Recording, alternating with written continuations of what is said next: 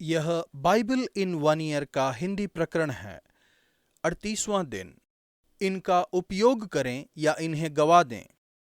Myra Hindley 20वीं सदी की सबसे कुख्यात हत्यारों में से एक थी।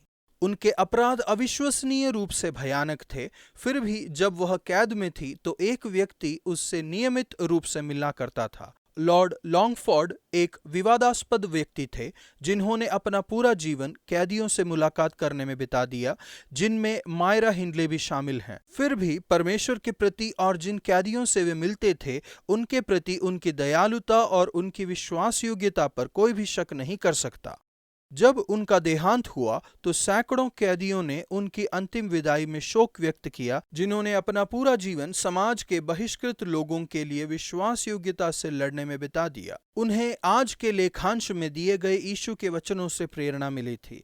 अपने मरणासन पर उन्होंने अपनी पत्नी से पूछा, क्या तुम्हें पता है बाइबल में सबसे महत्वपूर्ण उद्धरण कौन सा है? अपने प्रश्न के जवाब में उन्होंने यीशु के वचनों का उद्धरण करते हुए अपने आखिरी शब्द कहे, मैं बंदीगृह में था, तुम मुझसे मिलने आए। जीवन कोई प्रतिस्पर्धा नहीं है जिसमें आपको जीतना ही है। यह कोई चूहे की दौड़ भी नहीं है। जीवन एक बड़ा सौभाग्य और अवसर है। परमेश्वर ने आपको वरदान और क्षमताएं दी हैं और वह चाहते हैं कि आप उनका उपयोग करें। उनका उपयोग करें या उन्हें गवा दें। वह हमारे प्रति विश्वास योग्य हैं और वह चाहते हैं कि हम भी उनके प्रति विश्वास योग्य बने रहें।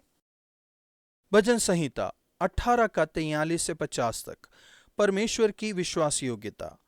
दयालु बने। दर्शन शास्त्री प्लेटो कहते हैं, क्योंकि जिससे भी आप मिलते हैं वह युद्ध में कड़ा संघर्ष कर रहा है। हमें हमेशा दयालु बने रहने के लिए बाइबल हमेशा जोरदार कारण भी बताती है। परमेश्वर हम पर सदा दया करते हैं। अपनी विश्वास योग्यता में वह हम पर युगानुयुग करुणा करता रहेगा। दाऊद अपने जीवन में पीछे मुड़कर देख सकता था कि परमेश्वर ने उस पर किस तरह से अविरत करुणा की है। परमेश्वर ने उसे प्रजा के झगड़ों से भी छुड़ाया। परमेश्वर ने उसे अन्य जातियों का प्रधान बनाया है। जिन लोगों को वह जानता भी न था वे उसके अधीन हो गए। उन्होंने दाऊद को महान विजय दिलाई और उसे उसके शत्रुओं से छुड़ाया है। परमेश्वर ने उसे उसके विरोधियों से ऊंचा किया। दाऊद ने अपना भजन आराधना करने के रूप में लिखा, तेरे नाम का भजन गाऊंगा।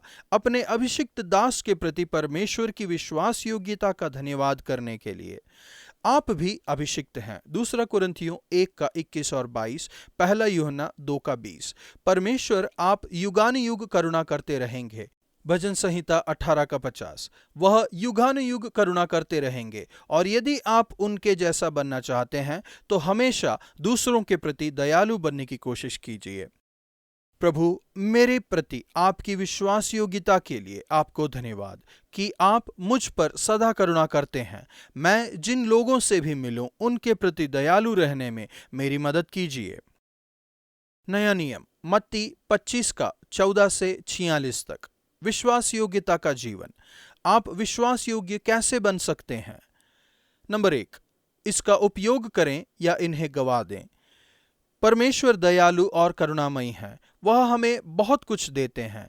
एक तोड़े में बहुत सारा धन होता है, शायद 20 वर्षों के वेतन के बराबर। बल्कि जिसके पास एक तोड़ा था उसे भी बहुत कुछ दिया गया। इस दृष्टांत में तोड़ा, जो अंग्रेजी शब्द में कौशल शब्द का मूल है, केवल आपके धन को ही नहीं दर्शाता बल्कि वह आपके वरदान, उत्तम दान, समय, ताकत, शिक्षा, बुद्धि, विवेक, प्रभाव और अवसरों को भी दर्शाता है। आपको जो भी दिया गया है उसके प्रति विश्वास योग्य रहें। यह सोचकर कोई फायदा नहीं होगा कि आपको और दिया जाना चाहिए था। आपके पास जो भी है उसमें आपको सर्वोत्तम बनने के लिए बुलाया गया है। विश्वास योग्य बनने का मतलब है उन वरदानों का उपयोग करना जो परमेश्वर ने आपको दिया है। हम में से कई लोगों की इच्छा तीसरे दास के जैसे बनने की होती है, जिसने कहा, मैं डर गया था। हम अपने वरदानों को छिपाते हैं क्योंकि हम असफलता से डरते हैं और यह कि दूसरे हमारे बारे में क्या सोचेंगे, या कठिन परिश्रम और जिम्मेदारी लेने से बचने के लिए। ऐसा कहा गया है कि आप अपने जीवन में लगातार डरते रहने की सबसे बड़ी गलती कर सकते हैं। जिस दास को 5 तोड़े मिले थे और जिसे 2 तोड़े मिले थे, उन दोनों को इसे गवा देने का जोखिम था। विश्वास से कदम उठाएं और अपने वरदानों का उपयोग करें और असफलता का जोखिम लें। वास्तव में यीशु कहते हैं, इनका उपयोग करो या इन्हें गवा दो। आपके पास जो भी है उसके साथ आप सर्वोत्तम करेंगे तो परमेश्वर आपको और भी देंगे और कहेंगे, विश्वास योग्य दास, तुमने बहुत अच्छा किया, तुम थोड़े में विश्वास योग्य रहे, मैं तुम्हें बहुत सी चीजों का अधिकारी बनाऊंगा। आओ और अपने स्वामी के साथ खुशियां मनाओ। नंबर 2, सबसे कमजोर और सबसे शक्तिहीन को देखें, ये सब यीशु के भेष में हैं। यीशु ने कहा है, तुमने जो मेरे इन छोटे से छोटे भाइयों में से किसी एक के साथ किया, वह मेरे साथ किया। वह हमसे कहते हैं कि उनके प्रति विश्वास योग्यता हमारी दुनिया में सबसे कमजोर और सबसे जरूरतमंद लोगों के लिए हमारे द्वारा किए गए कार्यों से दर्शाई जाती है। भूखे लोग, भूख से लाखों लोग मर रहे हैं। जब भी आप भूखों को खाना खिलाएंगे, आप यीशु से मिलेंगे। मदर टेरेसा ने कहा है, मर रहे अनचाहे और प्रेम रहित लोग, ये सब यीशु के भेष में हैं। परदेसी, बेघर होना, शरणार्थी होना या अस्पताल में भर्ती होना जीवन के सबसे दर्दनाक अनुभव हैं। जब आप ऐसे लोगों से मिलते हैं जो अजनबी या परदेशी हैं, या जब आप बेघर लोगों को रहने का स्थान देते हैं और उन्हें अपने समाज के केंद्र में आमंत्रित करते हैं, तब आप यीशु से मिलते हैं। कैदी, जितने भी कैदी हैं वे अक्सर अंतिम और तुच्छ लोगों की श्रेणी में आते हैं। यीशु हमें उन पर कृपा दर्शाने और पापियों को अपनाने के लिए चुनौती देते हैं। हमें याद रखना जरूरी है कि हमें भी अपने पापों की क्षमा मिली है। कई कैदियों ने घोर अपराध किए हैं, पर फिर भी यीशु हमें उनसे प्यार करने के लिए कहते हैं और हमें उनसे प्यार करने के लिए बुलाते हैं। कैदियों के पास जाना या उनका ख्याल करना और पूर्व अपराधियों की सुरक्षा करना बड़े सौभाग्य की बात है। मुझे याद है कि बंदीगृह में सेवा करने वाले पादरी कहा करते थे कि वह जब पहली बार बंदीगृह में गए तो उन्होंने सोचा कि वह यीशु को साथ लेकर जाएंगे। जल्दी ही उन्होंने महसूस किया कि यीशु वहां तो पहले से ही मौजूद थे। उन्होंने कहा, फिर वह वहां यीशु से मिलने जाया करते थे। इन सभी क्षेत्रों में यीशु कहते हैं, तुमने जो मेरे इन छोटे से छोटे भाइयों में से किसी एक के साथ किया, वह मेरे साथ किया।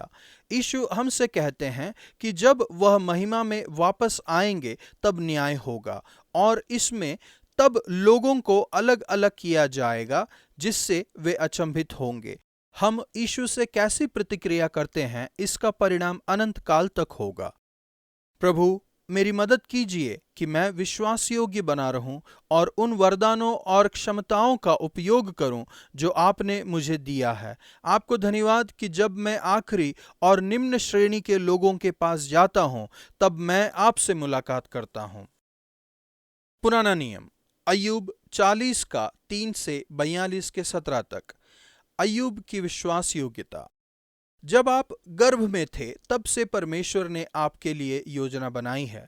अय्यूब के लिए भी उनके पास एक अच्छी योजना थी। आरंभ से ही उन्होंने अय्यूब के लिए पुनर्गठन और आशीष की योजना बनाई थी। अय्यूब को उसकी विश्वास योग्यता के कारण पूरे इतिहास में याद किया जाएगा। प्रेरित याकूब कहते हैं, तुमने अय्यूब के धीरज के विषय में सुना ही है और प्रभु की ओर से जो उसका प्रतिफल हुआ उसे भी जान लिया है, जिससे प्रभु की अत्यंत करुणा और दया प्रकट होती है। याकूब 5:11। एक बार फिर परमेश्वर अय्यूब से कई प्रश्न पूछते हैं, उसे यह एहसास दिलाने के लिए कि अय्यूब को यह सब जानकर बेहद आश्चर्य होगा। अय्यूब परमेश्वर की विश्वास योग्यता पर भरोसा करता है। मैं जानता हूं कि तू सब कुछ कर सकता है और तेरी युक्तियों में से कोई रुक नहीं सकती। यह एक आश्चर्यजनक वायदा है। जब आपके जीवन में चीजें आपकी योजना के अनुसार नहीं होती, आपके लिए परमेश्वर की एक अच्छी योजना है और यह कभी विफल नहीं होगी। परमेश्वर हमें परेशानी मुक्त जीवन नहीं देते, वह हमारे सभी प्रश्नों का उत्तर नहीं देते, लेकिन वह हमें आश्वासन देते हैं कि दुख के समय में वह हमारे संग हैं। अय्यूब कहता है कि वह अपने दोस्तों के लिए प्रार्थना करता है जिन्होंने उसे दुखी किया था, नीचा दिखाया था, उस पर गलत दोष लगाया था, उसका न्याय किया था और उसकी निंदा की थी। अय्यूब उन्हें क्षमा करता है और उनके लिए प्रार्थना करने के द्वारा यह दर्शाता है कि उसने उन्हें पूरी तरह से क्षमा कर दिया है। जब उसने उनके लिए मध्यस्थ की प्रार्थना की, तब परमेश्वर ने अय्यूब द्वारा अपने दोस्तों के लिए की गई प्रार्थना को न केवल सुना, बल्कि परमेश्वर ने उसका सारा दुख दूर किया और जितना अय्यूब का पहले था उसका दुगना यहोवा ने उसे दे दिया। जॉयस मेयर लिखती हैं कि यदि आप चीज़ों को परमेश्वर की इच्छा के अनुसार करेंगे तो वह आपकी परेशानी के मुकाबले आपको दोगुना देंगे, और यहोवा ने अय्यूब के पिछले दिनों में उसको अगले दिनों से अधिक आशीष दी, जैसा कि दाऊद के साथ हुआ था। परमेश्वर ने अपनी दया उस पर और उसके वंश पर की। दुख के समय में अय्यूब पर उसकी गंभीरता के विषय में दोष लगाया गया था। याकूब 5 का 10 और 11। शैतान को यकीन था कि वह दुख अय्यूब को परमेश्वर से दूर कर देगा। अय्यूब की दृढ़ता ने यह दर्शा दिया कि शैतान गलत था। कभी कभी अय्यूब अच्छे समय में और भयंकर परीक्षा के समय में निरंतर रूप से परमेश्वर की आराधना बेहद ईमानदारी से नहीं कर पाया। उसकी दृढ़ता हमारे लिए उदाहरण है कि दुख के समय में कैसे प्रतिक्रिया की जानी चाहिए। जब उसने दृढ़ विश्वास योग्यता के साथ प्रतिक्रिया की तो शैतान हार गया। अय्यूब मसीह का एक प्रकार है। क्रूस पर दुख उठाते समय यीशु के द्वारा विश्वसनीय दृढ़ता के कारण शैतान हमेशा के लिए पूरी तरह पराजित हो गया। प्रभु अपने दोस्तों के लिए प्रार्थना करने में और अय्यूब की तरह दृढ़ बने रहने में मेरी मदद कीजिए। मत्ती 25:14-30। पहली नजर में मुझे यह लेखांश जरा भी उचित नहीं लगा। उस व्यक्ति को और ज्यादा देना जिसके पास पहले से ही बहुत ज्यादा है। मुझे उस दास के लिए बुरा लगा जो अपने थोड़े का उपयोग करने के लिए डर गया था। मैं उसे संदर्भित कर सकती हूँ। मैं कई सभाओं में यह सोचते हुए बैठ चुकी हूँ कि कुछ विचारों और प्रार्थनाओं के बारे में कहना सही होगा या नहीं, लेकिन मैं उनके बारे में नहीं कह सकती क्योंकि हो सकता है कि मैं गलत दिशा में जा रही हूँ या मैंने कुछ गलत समझ लिया होगा, जिसकी वजह से हमें बाद में विश्व में शांति के लिए प्रार्थना करनी पड़ सकती थी। क्या एक बुद्धू जैसे नहीं लगने की कोशिश करना घमंड की बात है? यदि हम स्वभाव से ज्यादा सचेत और भयभीत हैं तो हमें एक दूसरे को प्रोत्साहित करना चाहिए। मैं इस सच्चाई से प्रेरित हुई कि मुझे कम थोड़ा नहीं चाहिए जिसे वापस ले लिया जाएगा।